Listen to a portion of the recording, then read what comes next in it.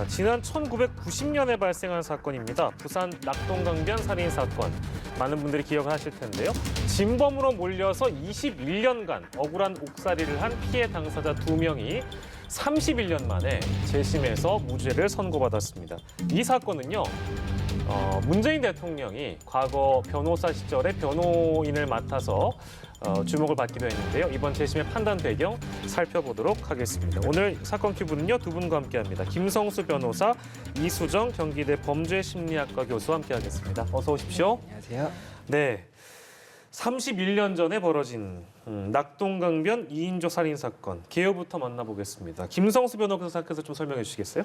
예, 이 사건은 이 낙동강변 살인 사건이라고 해서 굉장히 유명했던 사건입니다. 1990년 1월 4일에 이제 부산 북구 엄궁동 낙동강변 도로에서 남녀 두 사람이 괴한 2인조를 만나서 이 중에 여성은 이제 성폭행 뒤에 살해를 당하고 남성은 격투 끝에 이제 살아는 남았지만 결국에는 이 2인조가 당장에 잡히질 않았었습니다. 네네. 그리고 나서 1년 10개월이 지나서 부산 사하경찰서에서 이 1991년 11월에 이 다른 사건으로 이 조사를 받던 이 최 씨가 이 살인 사건의 진범으로 보인다, 이렇게 이제 범인으로 지목을 하게 되고, 예. 이 최 씨로부터 자백을 받아서 이 장 씨라는 사람이 공범이다, 이렇게 해서 또 한 번 범인을 지목을 하게 됩니다. 그렇게 해서 이제 경찰에서는 검찰로 이 기소 의견으로 송치를 하게 되고, 예. 검찰에서는 이제 이 두 사람이 사실은 자백을 했었지만 이 부분이 고문에 의해서 이렇게 자백을 하게 된 것이다 주장을 했지만, 검찰에서도 일부 혐의가 인정이 된다고 보아서 예. 법원에 이제 기소를 했고, 법원에서는 유죄를 받으면서 이제 유기징역을 받으면서 무기징역을 선고를 받으면서 예. 21년을 복역한 끝에 이제 특사로 이제 사면이 되었던, 출소가 되었던 이런 사건이고, 이번에 재심이 이루어지면서 다시 한번 주목을 받은 사건이라고 볼 수 있습니다. 예. 출소를 두 사람이 하신 게 2013년에 예, 맞습니다. 출소를 하셨네요.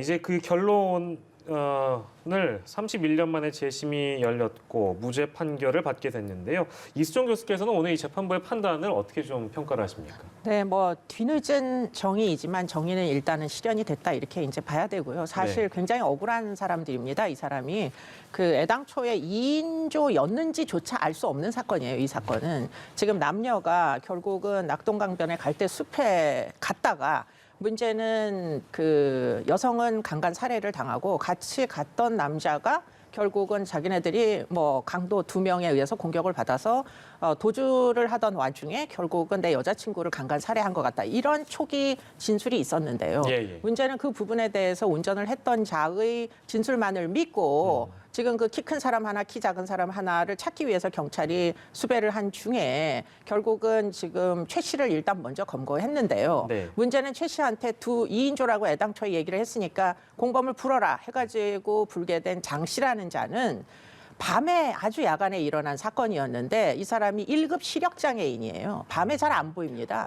그렇기 때문에 현장에 갈 수도 없고, 현장에서 심지어는 도주를 할 수도 없는 네. 앞이 잘 밤에 안 보이는 사람을 데려다 놓고 결국은 가혹행위를 해서 결국 내가 저지른 거다라고 자백까지 수사기관에서 받은 그런 사건이다 보니까 예. 이것은 사실은 장 씨 입장에서 보면 정말 억울하기 짝이 없는, 평생을 교도소에서 보낸 거나 진배 없는 이런 사건이고요. 최인철 씨라는 그 이제 처음에 주범으로 잡힌 사람도 사실은 아주 경미한 불법행위 정도를 했던 사람이고, 예. 지금 강력범죄는 저질렀던 적이 없는 사람이에요. 그러다 보니까 뒤늦게라도 지금 이 사람들이 이제 무죄로 오늘 판결이 나온 부분은 예. 재심 결과는 아주 환영할 만한 그런 결과다, 이렇게 보입니다. 네, 뒤늦게 밝혀졌기 때문에 참 다행이라는 생각도 들고 사법부 역시 사과를 했습니다.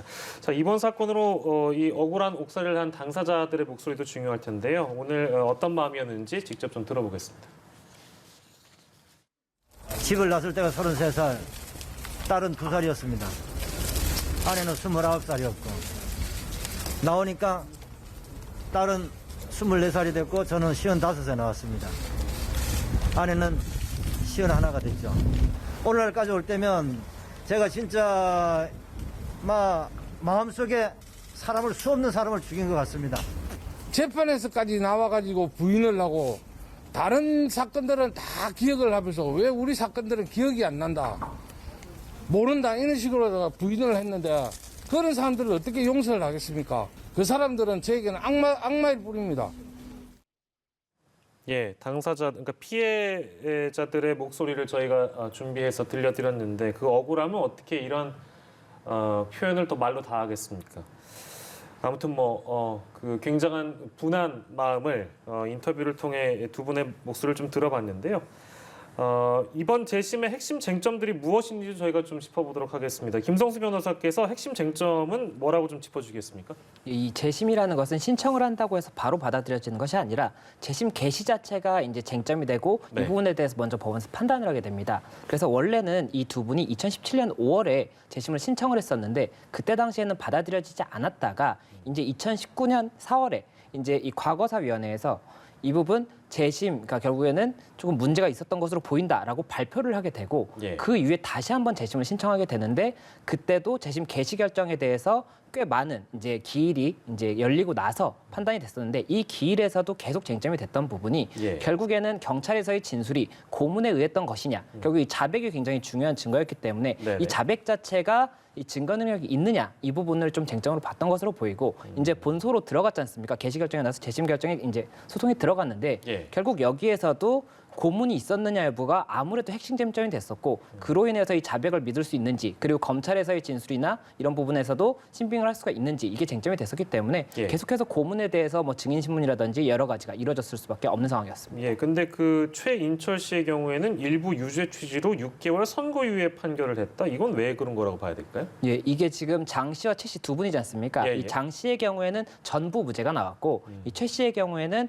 이 일부 혐의, 그러니까 혐의가 지금 이 살인죄만 있었던 것이 아니라 예. 공갈 그리고 공무집행 방해가 있었어요. 아, 예. 아마 지금 예상하기로는 이 당시에 원래 다른 사건으로 검거가 됐었지 않습니까? 그 부분이 공갈이랑 공무집행 방해였던 것 같은데 예. 그 부분은 유죄가 인정이 되지만 선고유예, 선고를 유예하겠다라고 해서 그렇게 판단을 받던 것이고 나머지 부분은 결국 다 무죄가 됐기 때문에 낙동강변 살인 사건 이 자체에 대해서는 두 분 다 무죄가 나왔다고 볼 수가 있는 예, 상황입니다. 그 부분은 좀 구분해서 볼 필요가 있겠고요. 제가 처음에 소개해드렸을 때 이 사건이 또 주목을 받는 이유 중에 하나는 현 대통령이십니다. 문재인 대통령이 변호사 시절에 변호를 맡았기 때문에 또 관심이 가는 사안인데 그 언급을 했던 걸 보면 변호사 생활을 통틀어 한이 남는 사건이다. 이런 언급을 했다면서요, 교수님? 네, 아마도 그 과거에 이제 변호 당시에 이 두 분이 참 그 안타까운 측면이 있다라는 걸 아마도 짐작하셨던 것 같아요. 예, 예. 범인이 아닌 것 같은데 그런데 이제 살인 사건의 피고인으로서 재판을 받고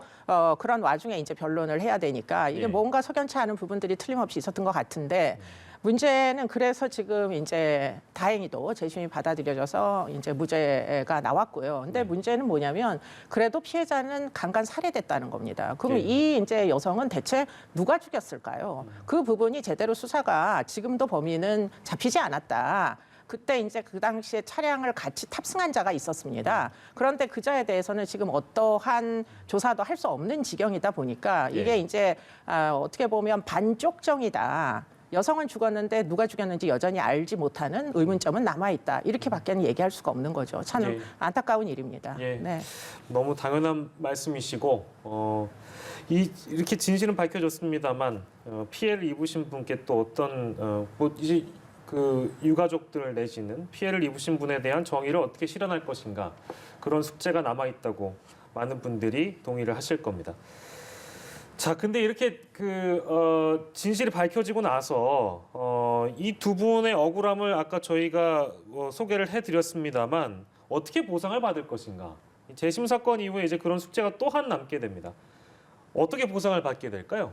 우선은 민사적으로 이제 그 금전적인 청구를 할 수가 있을 것인데 예. 뭐 민사적으로는 불법행위 손해배상, 이 국가로 인해서 손해를 입은 부분이 있는 거지 않습니까? 그렇기 때문에 뭐 위자료라든지 뭐 여러 가지 부분을 불법행위 손해배상으로 청구를 할 수가 있을 것으로 보이고 예. 이제 유사한 사건이라고 볼 수 있는 재심이 이제 무죄로 판결이 난 약천 오거리가 사건 같은 경우에는 최근에 1심 판결 선고가 있었는데 거기서는 이제 국가에서 배상해줘야 될 손해가 21억 정도에 이르고 다만 이제 이분이 국가에 대해서 형사 보상 청구를 해서 8억 4천을 받은 게 있기 때문에 나머지 13억에 대해서 국가와 경찰, 그때 당시 수사 경찰, 검사가 다 같이 연대해서 보상을 해라. 그 뭐 보상의 범위는 조금 이제 연대 보상의 범위는 일부로 인정이 되긴 했지만 그런 부분이 있었습니다. 그래서 이번 같은 경우에는 약천 오거리 사건은 징역 10년을 이제 수감 생활을 했던 것이고 이번 21년입니다. 그렇다 보면은 이 8억 4천만 원 형사 보상 청구가 인정됐던 이 금액은 거의 2배에 달하게 인정이 될 것으로 보이고 그리고 이 위자료 청구 부분도 당연히 기간이 더 길었기 때문에 그 금액이 클 것으로 보이기는 하는데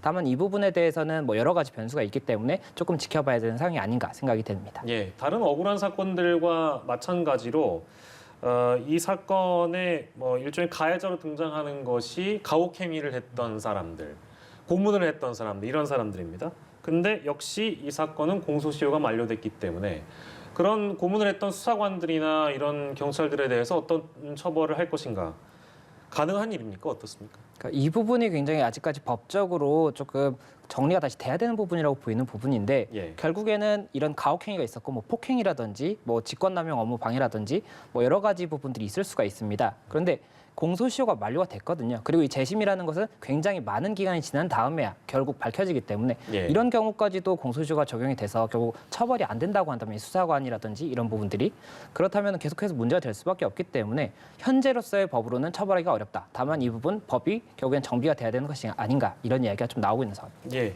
이 사건 마무리하면서 이수정 교수께 드리고 싶은 질문은 이제 재심 사건 많이 다루면서 이런 질문을 많이 받아보셨을 거예요. 결국엔 억울한 일이 일어나지 않았다면 이런 피해조차 발생하지 않았을 텐데 이런 재심이 일어나는 일 자체를 좀 줄이기 위해서는 어떤 노력들이 좀 필요하다고 보십니까? 그래서 일단은 초기 단계에서 수사 시에 여러 가지 가능성에 대해서 열린 수사를 해야 되고요. 과학적인 증거에 기반해야 되는데 문제는 지금 이제 재심 사건들 보면 거의 대부분 자백 위주의 사건을 했거든요. 네네. 그러다 보니까 자백을 강요를 하고 버티기가 어려운 사람들이 쉽게 자백을 허위 자백을 하고 그러다 보니까 유달리 이제 화성 연쇄살인에 이제 허위 자백을 했던 윤 씨나 지금 이번 이제 엄궁동 살인 사건처럼 지금 자백을 했던 지금 정 씨나 사실은 다 장애가 있으신 분들이죠. 지체 장애나 또는 시력 장애가 있는 분들. 아무래도 버티기가 어렵습니다. 이런 분들은. 그렇기 때문에 유달리 이렇게 허위 자백을 많이 하는 특성이 있는 피조사자들이라면 수사기관에서 애당초에 주의를 기울여야 한다. 그들의 이제 권한을 과도하게 인권을 침해하지 않도록 압박하지 않도록 뭔가 좀 인권을 보호하면서 수사를 진행해야 되는 거 아니냐 이런 얘기를 해볼 수는 있을 것 같습니다. 예, 알겠습니다. 첫 번째 큐브 속 사건으로 만나본 사건이었습니다.